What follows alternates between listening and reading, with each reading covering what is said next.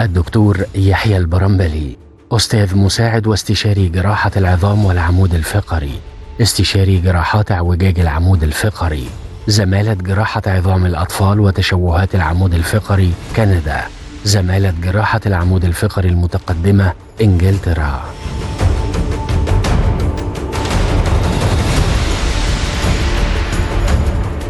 طب في ناس فكرة استخدام مواد معدنية وقضبان معدنية واللي احنا بنحكيه ده كله يعتبر بالنسبة لهم خيال علمي. صحيح صحيح طبعا. يعني الولد دكتور هيبقى في ظهره عواميد وبيجري ويلعب، ده طفل احنا هنمسكه بالظبط كده. وولفرين ده مش كان فيه حاجة وولفرين؟ انت مش مهتم بالحاجات دي. يعني لا تحس انه بقى وولفرين قصدك؟ وولفرين بتاع الاكس مان. لكن ده في ظهره بقى. هو اسمه وولفرين. أيوة. ماشي وولفرين اوكي. هو دلوقتي مبدئيا احنا بنستخدم ماده زي ما انا قلت اسمها التيتانيوم. التيتانيوم دي مصممه ان هي تعيش في الظهر فور ايفر، يعني دي ما فيهاش مشكله، حاجه انرت وينفع نعمل عليها MRI، ومصممه بتنسايل سترينث معينه تسمح بان يبقى في حركه ونمو.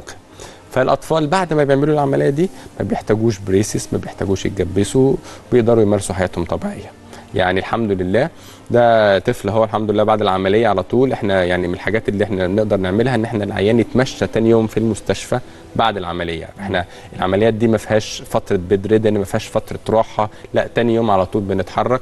والحمد لله يعني ايه بالطريقه التدخل المحدود ده بيبقى البين ليميتد، يعني فبنقدر نمارس حياتنا بصوره كويسه قوي. هو لفت نظر الفيديو ده ان الولد لسه عاوج رقبته سنه عشان يعوض سكوليوسيس. يعني جسمه كله اتعدل اهو، وباين جدا ان هو يعني كتافه زي قد بعض، لكن الرقبه بتاخد وقت عبال ما ترجعه علاج طبيعي. دايما اهله لما بيسالوني عن بيقول له هو لسه عايز يظبط زوايا.